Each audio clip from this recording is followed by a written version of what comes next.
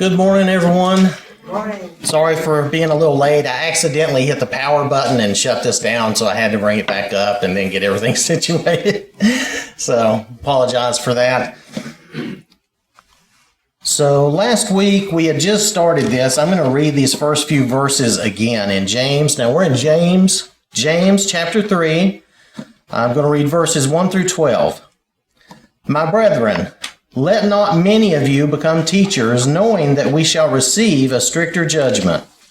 For we all stumble in many things. If anyone does not stumble in word, he is a perfect, mature, complete man, able also to bridle the whole body. Indeed, we put bits in horses' mouths that they may obey us, and we turn their whole body. Look also at ships. Although they are so large and are driven by fierce winds, they are turned by a very small rudder wherever the pilot desires. Even so, the tongue is a little member and boasts great things. See how great a forest a little fire kindles. And the tongue is a fire, a world of iniquity. The tongue is so set among our members that it defiles the whole body and sets on fire the course of nature, or the course of your life, and it is set on fire by hell. For every kind of beast and bird, of reptile and creature of the sea, is tamed and has been tamed by mankind. But no man can tame the tongue. It is an unruly evil, full of deadly poison. With it we bless our God and Father, and with it we curse men, who have been made in the similitude or likeness of God. Out of the same mouth proceed blessing and cursing. My brethren, these things ought not to be so. Does a spring send forth fresh water and bitter from the same opening? Can a fig tree, my brethren, bear olives, or a grapevine bear figs? Thus no spring yields both salt water and fresh. Now, we were actually ready for question number 3. And question number 3, what is the indication of maturity and self-control that James gives us here?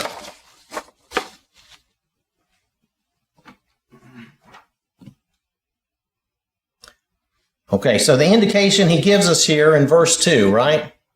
He says it is the ability to bridle the tongue, right? If we do not, he mentions perfect, meaning mature there, the perfect man. But if we do not stumble in word, if we're, meaning our speech, meaning that we're watchful of our speech, I say a lot of times for me, just speaking for me personally, silence is my best bet a lot of times. If I just keep my mouth shut, I do better. But, that's just the way it is, sometimes that's the best. But we need to bridle our tongues. We need to watch what we say, right? And if we can bridle our tongue, what else can we do?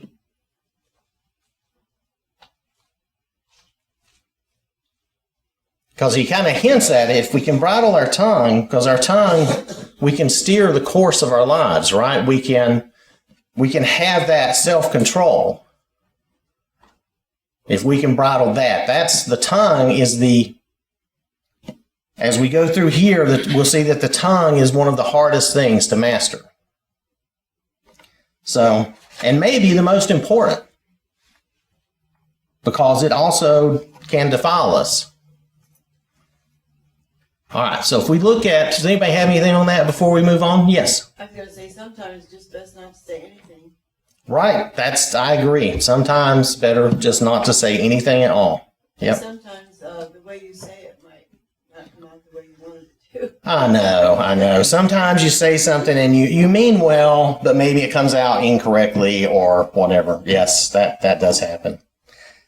So if we look at question number 4, what 2 illustrations does James use to show the power of the tongue? The rudder of a ship and the horse's bridle. Right, the rudder of a ship and the horse's bridle and bit that control the horse, right? So And this can tell us that our speech will often determine our path. If we think about it, God created everything through speaking. So it's an important, powerful thing. Are we edifying and blessing? Is that how we're using our speech? Or, it's important that we pay attention. All right, so we'll look at question 5. What illustration is used to show the danger of the tongue?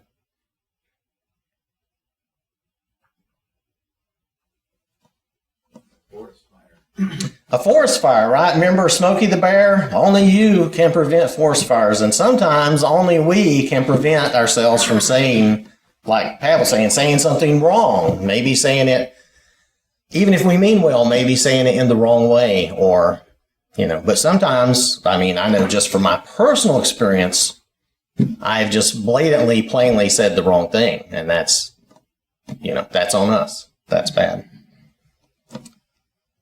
And a lot of this has to do, with examining ourselves, looking at ourselves in the mirror, as always. So, have we ever said something that we wished we could take back, that we wished we hadn't said, that caused us a lot of trouble, a lot of grief? Yes. We say things in anger sometimes. Definitely. That's the worst time we can speak. We need to learn to control that. That's something that Speaking in anger is one of the worst things we can do, and you're right. I think a lot of times that's where I get what I was saying earlier. Sometimes I just need to shut up and just not say anything because I'm angry, and what I'm going to say is of either no value or is just not a good thing. It's a bad thing. Yes. I was thinking of Peter when he did deny Christ. He used his tongue in the wrong way. He lied. Well, and Peter spoke in fear there, didn't he? He was denying Christ, speaking in fear. So that's another wrong way of speaking.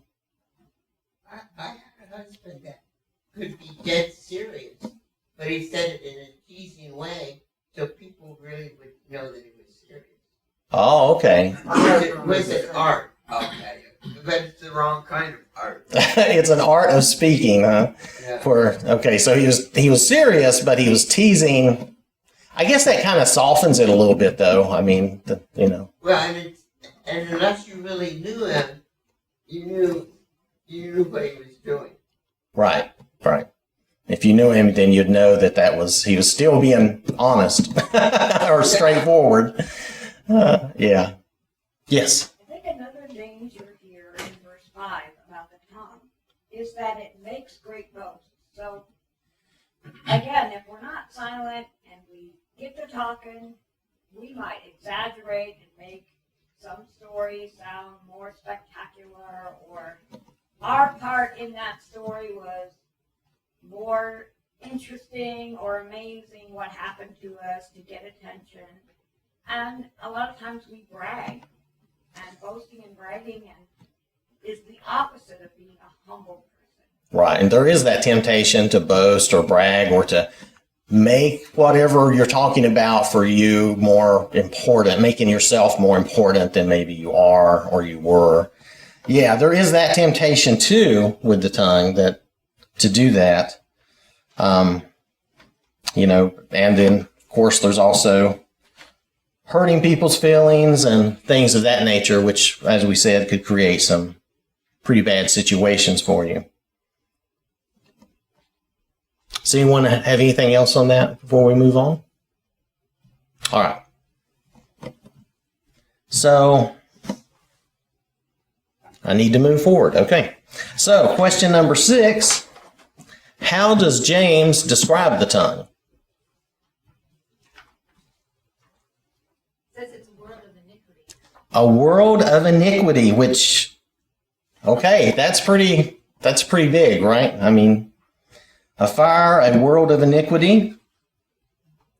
What else does he say about it? It can be full of deadly poison. Right, full of deadly poison. And that's, I think, when we speak in anger, sometimes that's what we're talking about too. Is it can be bad, really, really bad. Anybody have anything else? Yes. It makes me think of either a scorpion or a snake, that they have that venomous portion to them.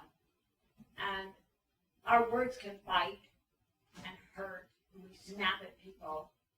But sometimes it's even more so. And it's this long, burning, hurting, painful thing. Because once those words are out, we can't take them back. We can go back to that person and say, I'm so sorry, I apologize, I was very hateful, and that came out wrong, or whatever you need to do to make that right. But when those words are out, a lot of times it's that sting, and someone's thinking that over in their mind, that that person said that to me, and it still hurts. And that makes me think of poison. Right. We can hurt others and really cause a long pain and a deep pain, even without meaning to, with our words. Right. But definitely we can in anger, and sometimes in deceptive, sly ways, people can cause these hurts and injuries too. So we need to be aware of that. Does anyone have anything else? It says unruly evil. So that makes you think that maybe you can control it. Unruly evil. And that's right. And the fact that he says unruly evil, that to me, I too think, yeah, there's a way that we can make it ruly or tamed or controlled, right? But it would be difficult because it's unruly. Right. And he says no man can tame the tongue, right? But who can? Who can help us with that? The Lord. The Lord, right? The Lord, the Bible, the Word can help us with that. Yes. We need to keep in mind, James chapter 1 and verse 19, to be slow to speak and quick to hear. Right. James is already kind of talking about this, being slow to speak and quick to hear. Yep. He's touching on all these things a lot. That's how we get the rule over it or have that control. Yes. That's how we get control over it, is by being slow to speak and quick to hear. Yes, Cookie. Is that right up there with why we have one mouth and 2 ears? Well, I've heard people say that, and that makes sense, doesn't it? We have 2 ears, so we should be listening more than we're speaking, right? So yeah, that makes good sense. That's a practical way of looking at it. So another thing that he said about the tongue that we mentioned a little bit, it sets on fire the course of nature or the course of your life, and also being set on fire by hell. And hell there was Gehenna, which was the best representation I can do of that. This was like a huge ditch or landfill where they burned all their refuse and stuff. And that was that imagery of just horrible stuff burning.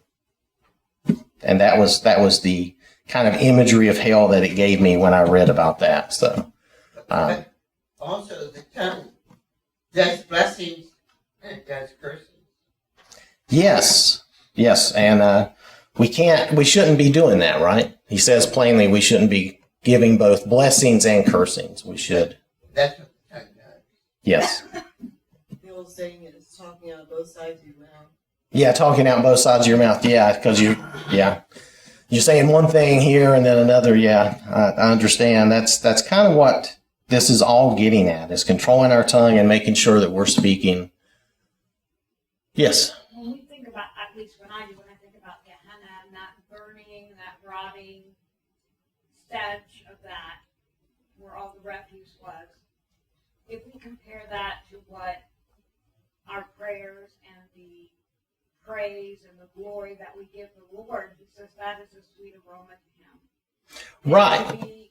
To be this way and have the opposite of praise and glorifying the Lord come out of our mouth, but to be full of evil and unruly and iniquity and all the filth that would come out versus the praise and the glory, it's the opposite. Right. And if we compare what we were talking about here with Gehenna and the landfill and the burning refuse and all that stench and smoke, and compare that to the praises of God and speaking his word. And that's the opposite of that, where what'd you say? It was a sweet aroma to the Lord, and it's a good, yeah, our prayers and words, yeah, being like incense to God, being good things.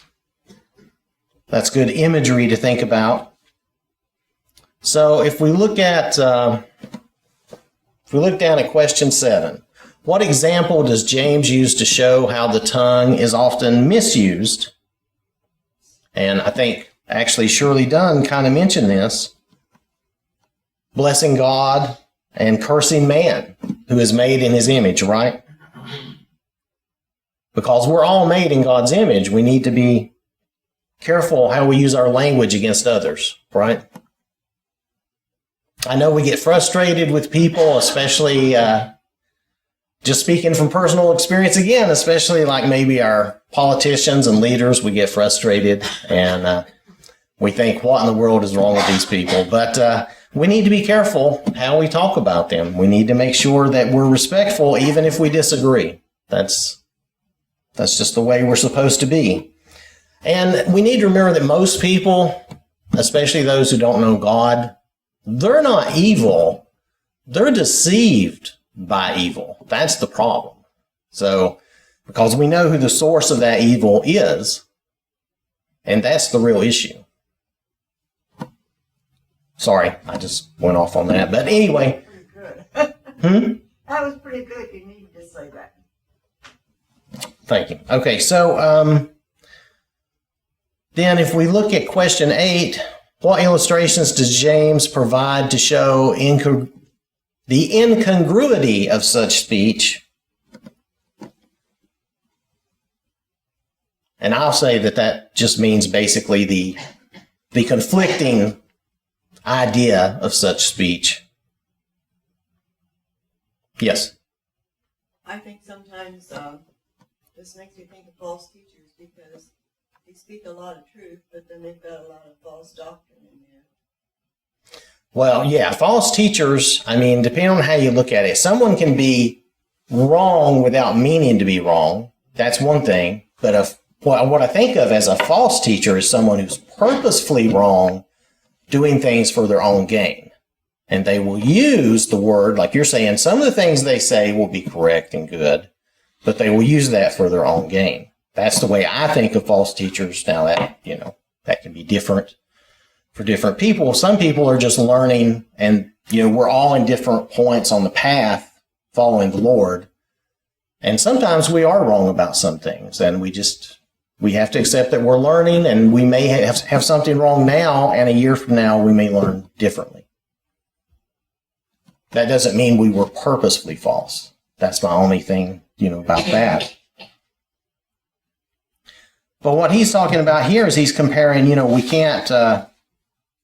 can't speak blessing and cursing, right? The spring doesn't give forth fresh water and salt water. And it kind of goes back to, even if you think what Jesus said, about what comes out of our mouths is what defiles us. Because when we're speaking awful, hateful things, that's showing, that's defiling us. That's defiling our hearts. That's hurting ourselves. And it's hurting others. And, a fig tree can't bear olives, a grapevine can't bear figs. They can't bear the wrong type of fruit. And in a lot of ways, what we say, what we speak, that shows the fruit of our heart, the state of our heart. It reveals a lot about us. And the tongue is saying what you're thinking. Right, yes. A lot of times, especially when we speak rashly in anger and other things, we say things that we are thinking that maybe we shouldn't even be thinking, but we're human. I know. Does anyone have anything else on that? All right, so let's read James chapter 3, verses 13 through 18. This is the second part of the chapter. Who is wise and understanding among you? Let him show by good conduct that his works are done in the meekness of wisdom. But if you have bitter envy and self-seeking or selfish ambition in your hearts, do not boast and lie against the truth. This wisdom does not descend from above, but is earthly, sensual, demonic. For where envy and self-seeking exist, confusion and every evil thing are there. But the wisdom that is from above is first pure, then peaceable, gentle, willing to yield, full of mercy and good fruits, without partiality and without hypocrisy. Now the fruit of righteousness is sown in peace by those who make peace. So with those verses in mind, if we look at question number 9, how is the wise and understanding person to manifest himself?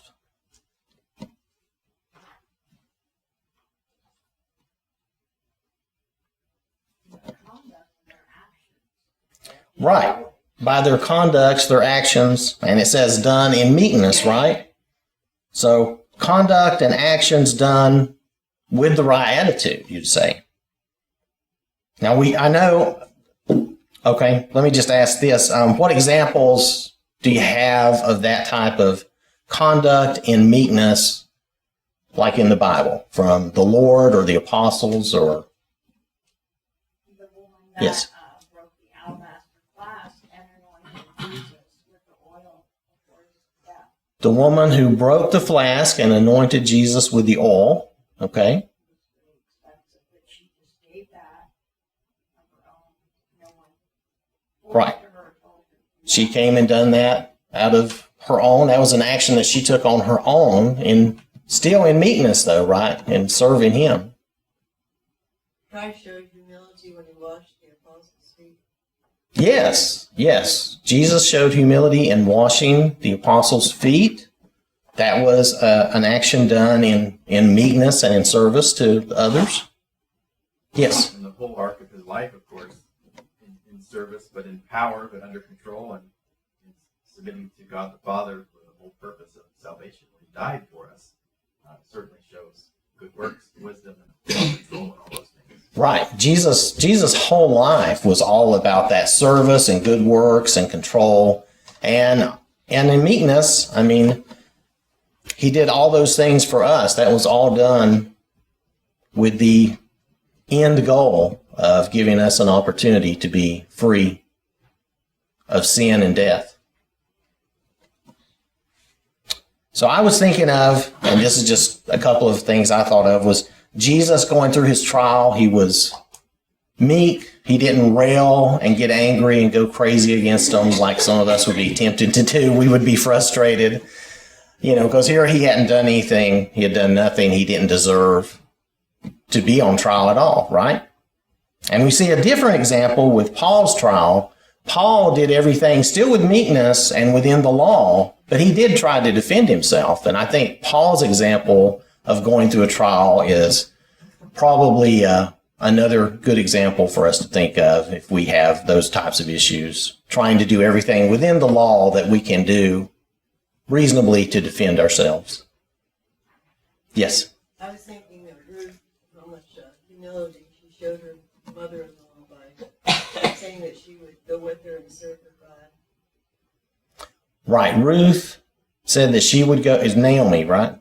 Said she would go with Naomi and serve, where she would serve. That was done in humility and meekness. Yeah. She said she would go with her and do that. Yep. It's another good example. Yes. I recently had looked up the word weakness and to remind myself, and it talked about strength under control. And when we look at Jesus, and we look at the strength of his character, it was huge. He was silent before all of them while they were accusing him and, slapping him and spitting on him and saying, you're a blasphemer and you're all these horrible things. And he had that control. And it's a great example for us.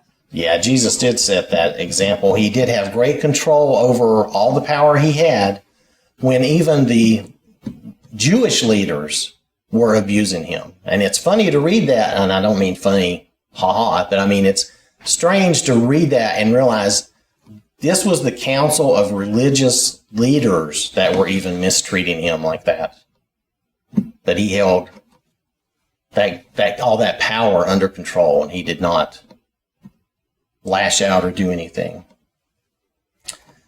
Okay, so if we look at question number 10 then, what characterizes wisdom that does not descend from above?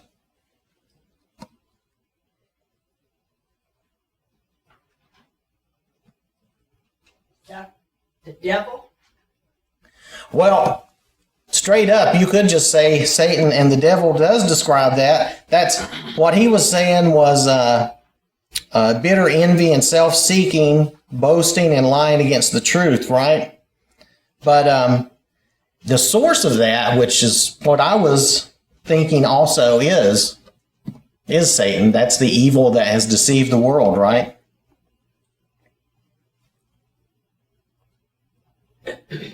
And that kind of gets into our next question even.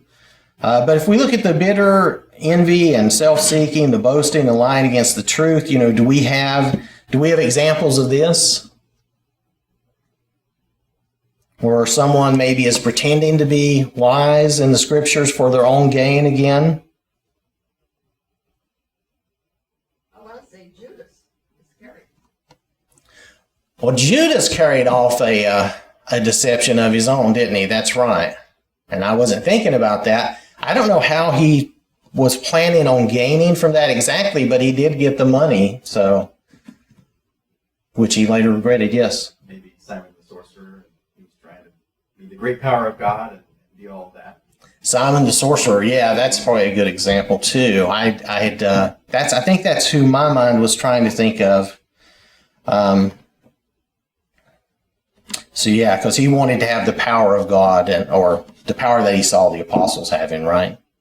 We see that Paul was persecuting the Christians, and he had a bad attitude until he knew the truth.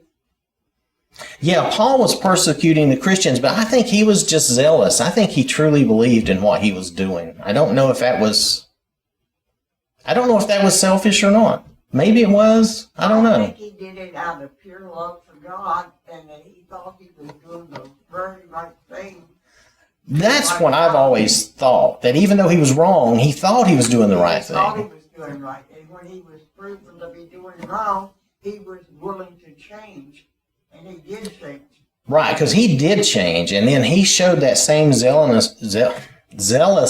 for the Lord when he changed. So, yeah, that's how I thought of that or looked at that too. So if we look at question 11, and this kind of, I'm sorry, go ahead. I was thinking of Ahab. He wanted Naboth's vineyard, and he was very envious and jealous, and it was very selfish. He wanted that. He sulked and pouted until he got it, and his wife said, well, get rid of the guy, and you can take it. Okay, so that Ahab And Jezebel. and Jezebel, yeah, and Naboth's vineyard, right? Yeah, I just, the names. Anyway, yeah, so he wanted that vineyard and saw a way to get that. So, and that's a selfish gain and ambition there to want that and get that. So if we look at question number 11, what is the source of such wisdom? And this goes back to what Martha Warner said, right? This, in the scripture there, it says it is earthly, sensual, and demonic. So it's satanic, right? It comes from Satan.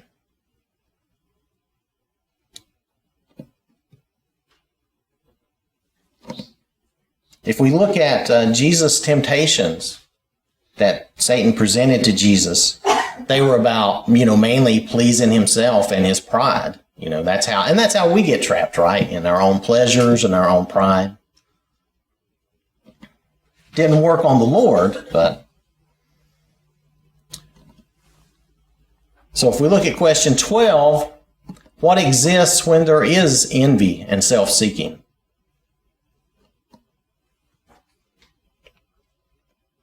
Disorder and chaos. Disorder and chaos, okay. every vile practice. Right. ESV says. Right, that's a good way of putting that. Yeah, and the New King James Version says every evil thing, so every vile practice, and confusion, and we know that God is not the author of confusion, right?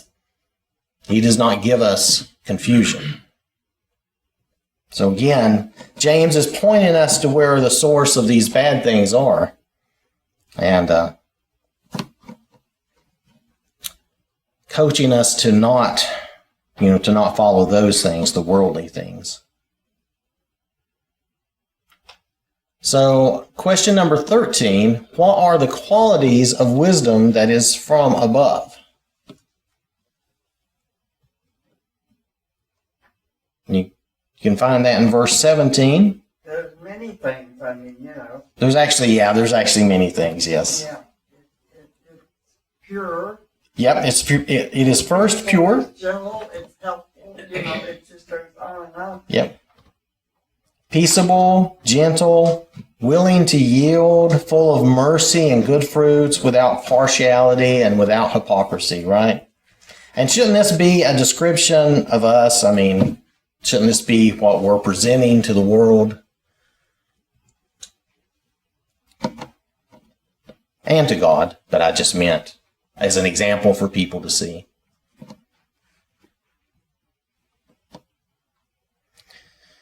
So if we look at question 14, who produces the fruit of righteousness?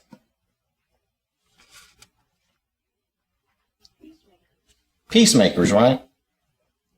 So, are we, when we look at ourselves, are we representatives of the Lord's peace? It's something we have to ask ourselves. And I believe that verses 17 and 18 are actually really tied together. Because verse 18 is basically telling us the results of acting on God's wisdom and those qualities that we mentioned in verse 17, what those, the production of those qualities. Yes? Didn't Jesus say in the Beatitudes, blessed are the peacemakers, for they shall see God? Yes, he said, blessed are the peacemakers. Was it for they shall see God? Okay. The peacemakers to me are equal to being righteous. Our life is aligned correctly with the Lord and His Word, and we're living in that way. And we will have peace. We will not try to cause problems and stir up problems in our lives. Right. We won't try to cause that for others, right? I mean, our lives will be peaceable and we will share that peace with others. We won't be trying to. What Jesus said, love the Lord and love our fellow man, love your neighbor as yourself. And we're going to live peacefully with them. We're not going to cause a lot of problems, and we'll try to get along. Right. Oh, blessed are the peacemakers, for they shall be called the sons of God. So that's, I knew we were close. There's, it's understandable. They kind of run together sometimes when when we're not looking strictly at them. But, yeah. To be called a child of God is a wonderful thing. Yes, it is. It says, blessed are the pure in heart, for they shall see God. And then right below that are blessed are the peacemakers. But yes, these are all, the Beatitudes. It's a state of being blessed by God for having that attitude, for doing those things. Yes? We can see that Christ sowed righteousness, and he was called the Prince of Peace. Yeah, and Jesus is called the Prince of Peace, and he definitely did sow righteousness his whole life. Does anyone have anything else before we end here this morning? All right, so we'll end here and we'll pick up and start with James chapter 4 next week. I want to thank you for your time and your attention this morning.